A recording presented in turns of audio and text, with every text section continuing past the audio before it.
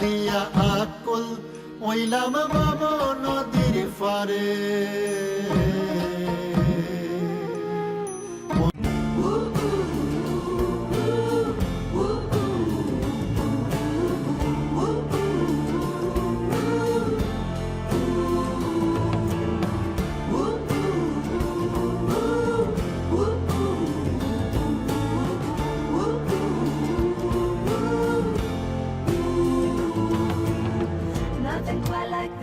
Nothing quite like this before. There's a lot I might miss, there's a lot on my list undone. We've all got too much to lose. They say there's enough to gain, but who knows how long this goes on and on.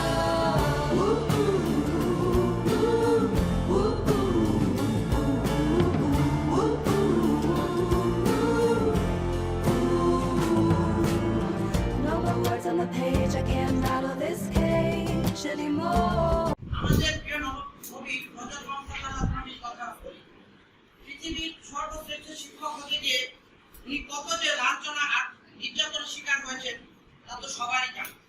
কিন্তু পবিত্র কোরআনের মাধ্যমে মহান আল্লাহ তাআলা প্রেরিত হুকুম আহকামগুলি মানুষকে শিক্ষা দিতে কখনো পিছপা হন না। জাগতিক কোনো কিছুর জন্য নয়, বরং মহান আল্লাহ তাআলা সন্তুষ্ট জনের জন্যই তিনি আজীবন শিক্ষাদানের কাজটি করে গেছেন, যার ফলে বিশ্ব আজ পেয়েছে শান্তির এক পূর্ণাঙ্গ জীবন বিধান ইসলাম, যা ইহকাল আর পরকালের মধ্যে শান্তি ও কামিয়াবি লাভের উপায়। বিশ্ববিখ্যাত দার্শনিক সক্রেটিস মূলত একজন শিক্ষক ছিলেন, আর তার এই শিক্ষাদানের পিছনে জাগতিক কোনো চাওয়া পাওয়া বিষয় না থাকা সত্ত্বেও তাকে এথেন্সের তৎকালীন শাসক গোষ্ঠী মৃত্যুদণ্ড দিয়েছিলেন। তাতে সক্রেটিস অবশ্য কোনো ক্ষতি হয়নি, বরং সারা বিশ্বে আজ তিনি স্মরণীয় বরণীয় এক দার্শনিক ও শিক্ষকের প্রতি বয়ে যেতে আছেন। প্রতিকেও কি মানুষের হৃদয় করি। এবার আসি বাস্তবতা। আমাদের ছাত্রছাত্রী বিন্দু তো আমাদের আসলে বর্তমান অবস্থা বুঝে না, ওরা বুঝার ওই বয়সও হয় না। এই যে বাৎসরিক আমরা একটা সরকার আমাদের একটা বোনাস হলো 100%, 25%, যার বেতন হইল মাত্র 16,000 টাকা বেশি, সে পায় 4,000 টাকা। অথচ এই মুহূর্তে আমাদের টাকার খুব প্রয়োজন। ওই সময় দেখা যায় আমরা হতাশায় ভুগি, আমাদেরও ছেলে সন্তান আছে, আমরা আমাদের যথাসাধ্যভাবে ওদের চাহিদা মতো পূরণ করতে পারি। আমাদের যারা আর স্কুলেরও আজকে আমরা অনেক করোনাকালীন বিভিন্ন কারণে স্কুলে দীর্ঘদিন আমাদের বেতন বৃদ্ধি হয় নাই।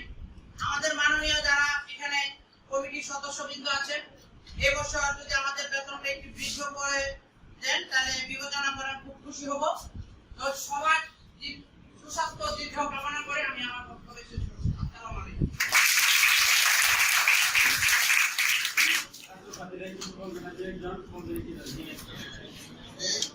ওদের মধ্যে যে একটা গান শোনানো ওদের কাছে আনন্দ, তো কে গান গাইতে পারবা?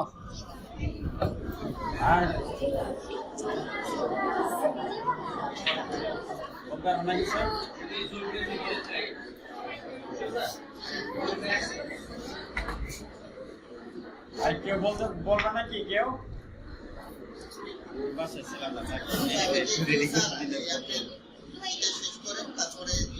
আচ্ছা,